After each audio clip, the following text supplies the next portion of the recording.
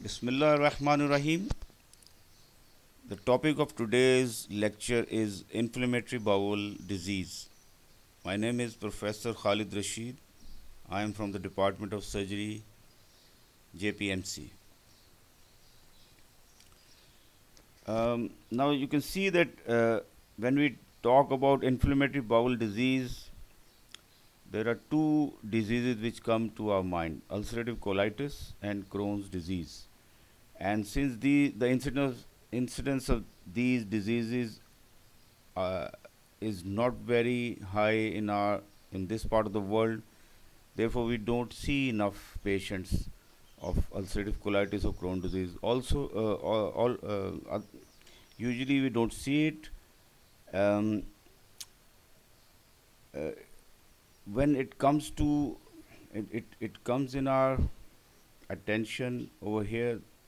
Usually, it is um, difficult to diagnose because of the rarity in this part of the world. They are quite common in the Western society. Now, inflammatory bowel disease can be differentiated on the basis of clinical features, endoscopy, biopsy, and lastly on the histology, because the two diseases have distinct histology. As we all know that inflammatory the exact etiology of these two diseases is unknown. It is usually theorized that because the normal gut flora which are present in the human intestine, they are and the mucosa of the human intestine, uh, they get dysregulated and they don't go together well, and an immune response is initiated, which leads to this one of these disorders. Now we start with ulcerative colitis. As we all know, they are more commonly seen in the North America and Europe. Their mode of the incidence pattern is either in the very young age or in the old ages. Mostly, these are seen from 15 to 30 years. This is one group of individuals, and then later on in life, those individuals which are of the range of 50 to 70 years. Family history is very important, and the incidence is more in certain families, up to 10% increase in the incidence. Smoking is paradoxically has got a lower risk and a milder disease. Those who smoke usually have milder disease in case of ulcerative colitis, not in case of Crohn's disease, but in ulcerative colitis they have got a milder disease. Um, there may be previous history of bacterial bacterial infections of the GI tract like Campylobacter. They have got a higher risk of developing ulcerative colitis in later in life. Um, Contrary to the belief, psychological stress is not the cause of onset or relapse in ulcerative colitis.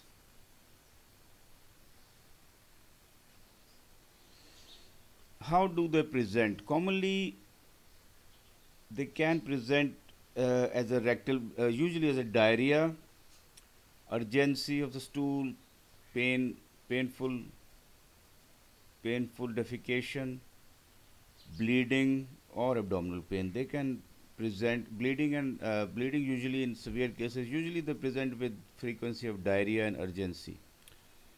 More rarely, fistulae, weight loss can be seen, and when the disease gets advanced and toxicity appears, then patient may present with fever. The natural history of the disease is such that they go into remission and then come back as a relapse. So it keeps on going for years.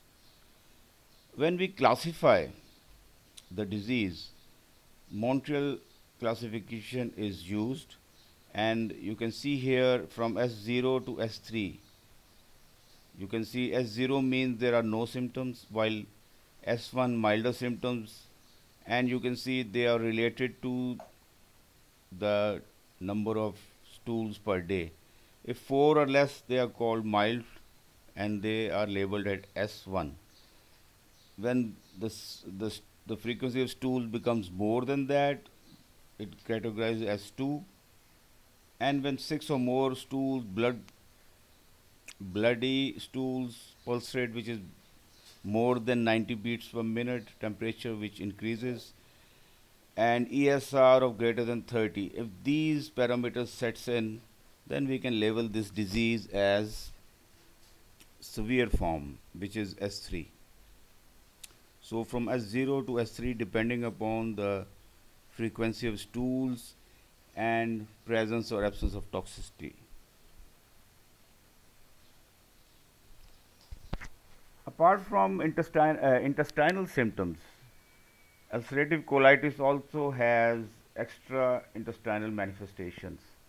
For example, arthritis may be present up to 20%. Knee, ankle, hip, shoulder, any joint can be involved. Similarly, ankylosing spondylitis, which is the hardening of the spine, usually in the susceptible individuals with HLA-B27 positive, they may be affected. Uh, HLA-B27 positive patients, people may be affected if they have ulcerative colitis as well. Erythema nodosum, a skin lesion, and pyoderma gangrenosum, a gangrenous skin lesion. It is also is associated with ulcerative colitis in as high as 50% of cases. This is important. Pyoderma gangrenosum. Other extraintestinal manifestations are primary sclerosing cholangitis, usually in younger men, and in those patients, the risk of colonic cancer, skin of colon C increases 5 times.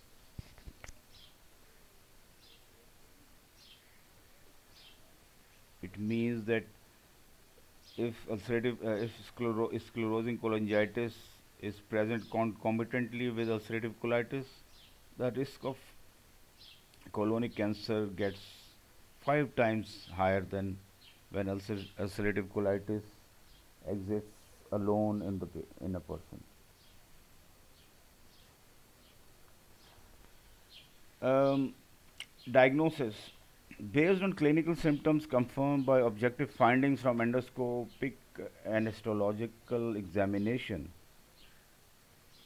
we may able to diagnose. Endoscopic features are usually loss of vascular pattern, erythema inside the mucosa, friable mucosa which ready to bleed, very easily bleed, and it is seen readily on the endoscopic examination. We can see erosions, ulcerations, etc. On these are the endoscopic features.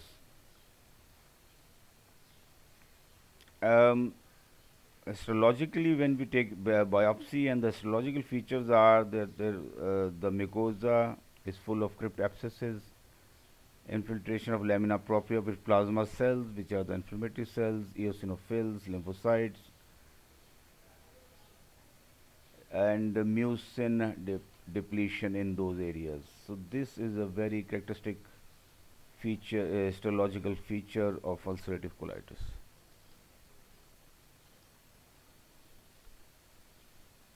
As I've already mentioned that these patients do have a higher risk of developing carcinoma of the GIT, carcinoma especially in the colon. And as you can see, higher the duration of illness, higher becomes the risk of carcinoma at 25% at 25 years. And you start from here, you can see it becomes greater and greater as the years pass by.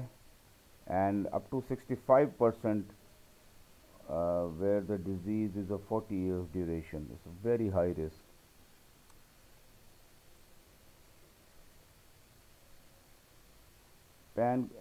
Other risk factor of developing carcinoma is pancolonic disease. If the whole colon from the cecum up to the rectum is involved, then the carcinoma development of carcinoma obviously becomes higher because more mucosa is at risk.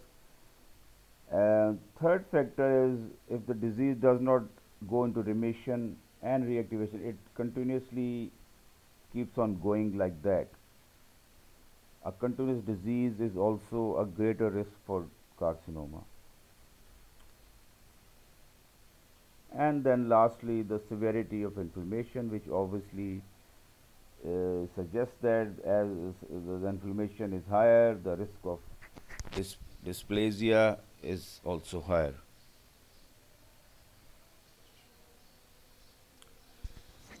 Well, as we all know that any disease first we if it is medically treatable, then the role of surgery goes into the background.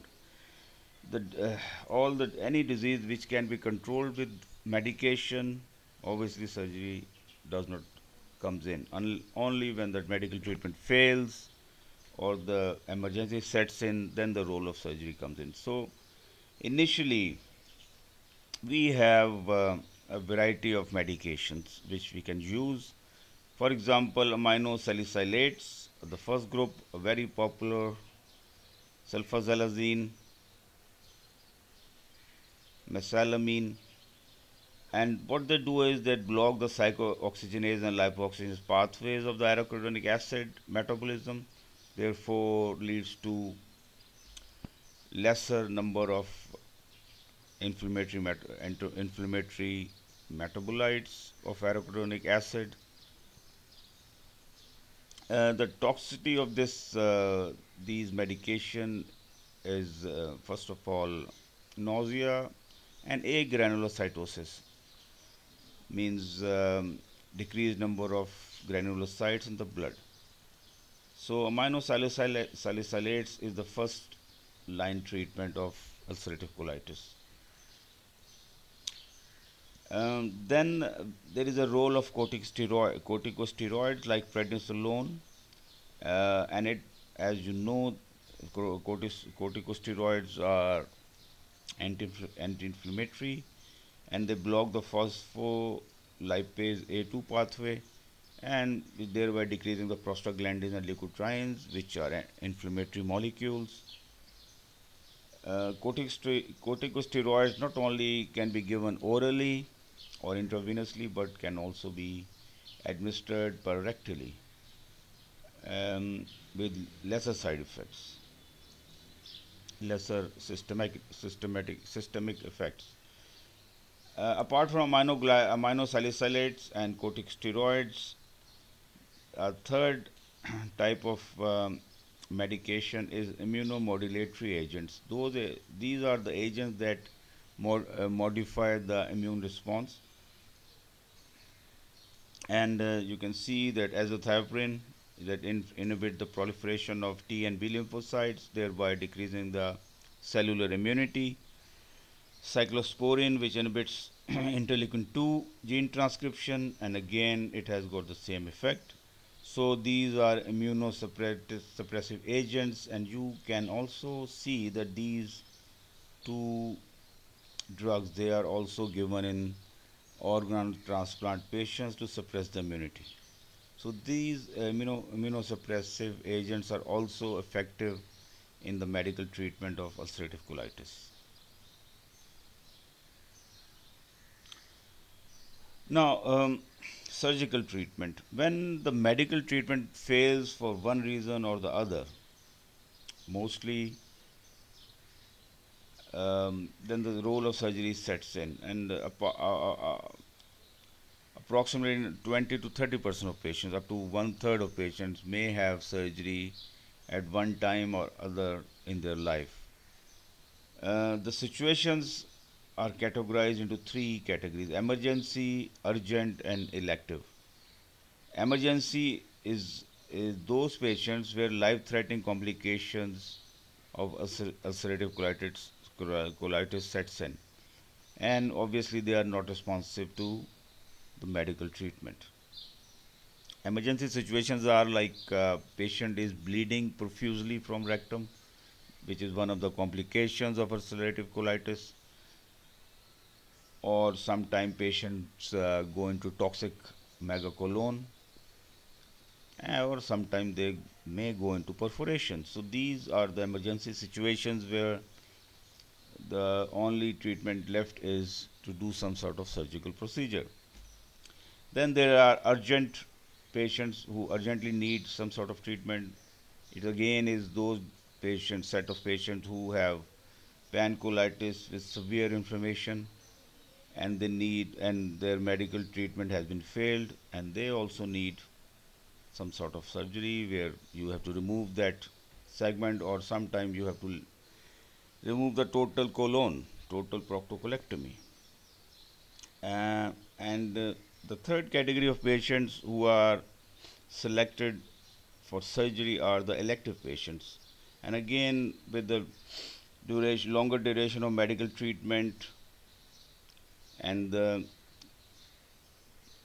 and where the medical treatment is not adequately helping the patient, or the medical treatment itself is producing side effects, or there is a high risk of dysplasia or development of the cancer has been developed. In those cases, obviously, surgery is the answer.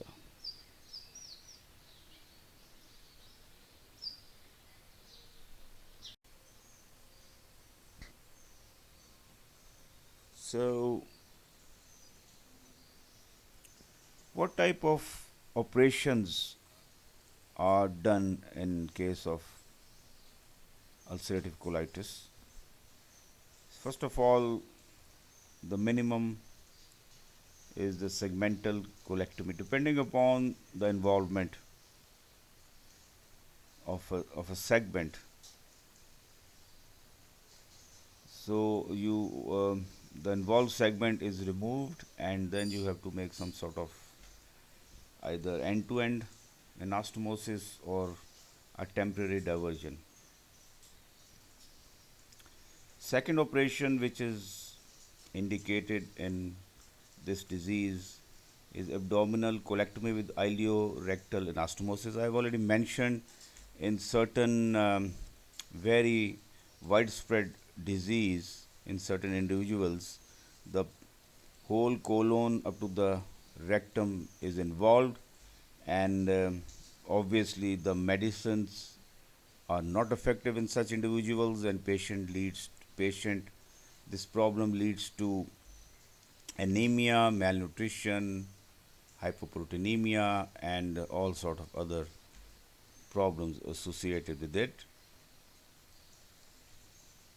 So in that case, surgery is the you have to remove the whole colon up to the rectum, and you make ileorectal anastomosis, or in more recently, you make a pouch of ileum by folding the ileum in a U shape, and then you make an anastomosis with the rectum. Or if the rectum is also involved, when you have taken out the rectum as well, you have to go right up to the anus, and you have to make an anastomosis of that ideal pouch to the anus, to the anal canal. Apart from that, this operation you have less little simpler operation. You don't make anastomosis with the anal canal, and you make an end ileostomy while removing the colon and the rectum. Ileostomy sometimes is made continent by making a valve in it, so that this ileostomy is not continuously pouring out the contents. Rather, the patient himself can pass a small catheter into it, and that ileostomy then empties into a container. That I've already mentioned, the ileo, ileal pouch with anal anastomosis, which I've mentioned in wherever the total proctoclectomy is done, we have got options: endoleostomy, the valved continent ileostomy, or the ileoanal anastomosis.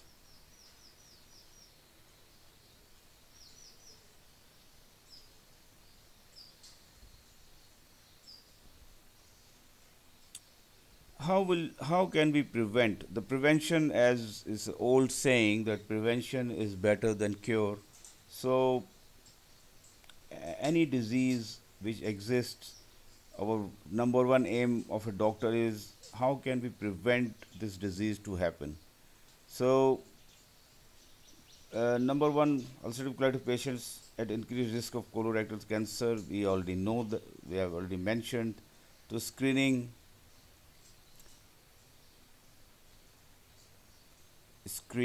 is important. All those patients who are diagnosed with ulcerative colitis, they have to be screened. And first of all, 8 years after the onset, and then you can follow on yearly. Risk factor of colorectal cancer is duration and extent, which we have already discussed, and then severity of inflammation. This is already discussed. So now we have to come to the second disease of the inflammatory bowel diseases, which is Crohn's disease. And again, in the factors which are important are genetic factors, where family history is important, and the family history is the strongest risk factor for development of Crohn's disease. Environment, obviously, sedentary lifestyle, pollution, and as it is common in the western part of the world, the western diet is also implicated. Certain organisms are implicated. So all these factors are implicated. Nothing is 100% sure, but all these factors are associated with Crohn's disease. It presents, unlike ulcerative disease, it presents at any portion of the GI tract, as it is commonly said, from mouth to anus. Symptoms are abdominal pain, diarrhea, which sometimes is bloody, incontinence, and more important thing is that as compared to ulcerative colitis, the fistulae and perianal conditions are much common. Um, Also, extracolonic GI involvement is also there. Aphthous ulcers means ulcers of the mouth, inflammatory ulcers of the mouth, dysphagia, abdominal pain, and vomiting. Extracolonic GI involvement. Apart from those colonic and extracolonic, patient with chronic Crohn's disease may have a history of other immune disorders. Likewise, with ulcerative colitis, we classify Crohn's disease as well. Classification is to see how severe the disease is. So, classification on the basis of the extent of the disease. Disease L1 is disease confined to the terminal ileum only, and L2, L3, L4, L5 going on. L2 means disease confined to the colon. L3 is both colon and ileum is involved. Disease L4 is upper GI tract, whole upper GI tract is involved, and L4 plus L3 means disease involving the upper GI and the distal disease. So this is how you classify, so that the communication among the medical practitioners, the health providers, they is uniform. So you tell your colleague that this patient is suffering from L2, then he will clearly know that the disease is confined to colon. And if you tell the patient has L4 and L3, the colleague will come to know. And this classification is important in terms of communication, effect of the treatment, and research, and outcomes as well. The second type of classification is the B classification, where B1 is without stricture formation, non-penetrating. B2 is strictures.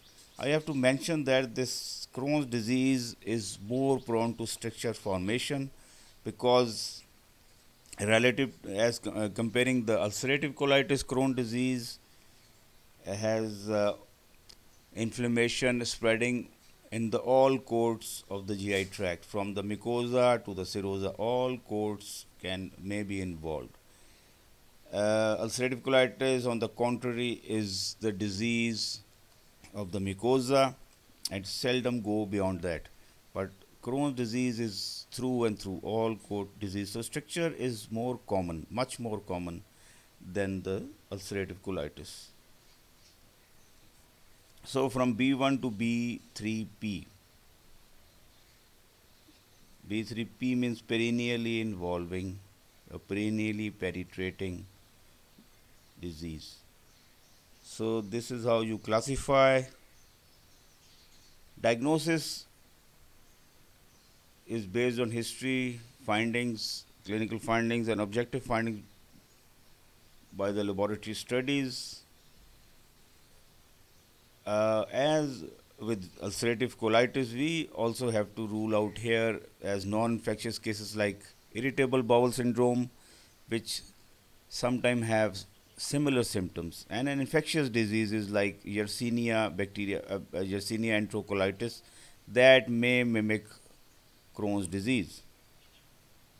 Here, endoscopy is the gold standard for diagnosis, but since this disease is not only the disease of the colon, where the or the esophagus, radiological tests may assist in diagnosis like MRI, CT scan, abdominal ultrasound. They all assist in diagnosis. There are certain biomarkers which are indirectly assist in the diagnosis, like CRP, the C-reactive protein, lactoferrin, and calprotectin. Treatment: all patients with CD should be counseled to quit smoking. As with ulcerative colitis, initial medical treatment depends on the disease activity, comorbidities, and other individual characteristics. Superiority of combination of thiopurines and tumor necrosis factor blockers are, are superior to the rather than individual modalities. And unlike ulcerative colitis, surgery is not curative all the time in Crohn's disease. Indications of surgery are intractability for patients with debilitating disease refractory to medical treatment, like intractable if intestinal obstruction takes place, or intra-abdominal abscesses and lumps are started forming, or the fistulas in the perineum or into the, and most of them involving the small intestine, and enterocutaneous fistulas which spontaneously into the abdominal wall, and they become a problem to the patient, and patient loses lot of digestive fluids, proteins, and patient become malnutrited and hypoimmunic. Indications of surgery are the cancer risk, increased risk for the development of adenocarcinoma, colon and intestine. Observed prevalence is less as compared to ulcerative colitis, 0.3 in small intestine and 1.8 in the large intestine. Non-functional bowel that has been excluded is another problem where malnutrition and bacterial overgrowth takes place. Growth retardation, obviously, of the younger patients is another indication for surgery. Prevention and screening is regular screening for active infection like tuberculosis, infectious hepatitis, etc. Colorectal cancer screening in patient with more than a third of colon is affected. And similarly, first screening colonoscopy at the eighth year after the onset, and then repeated after 1 to 2 years once remission is achieved, and every 3 years once patient becomes normal. Thank you very much.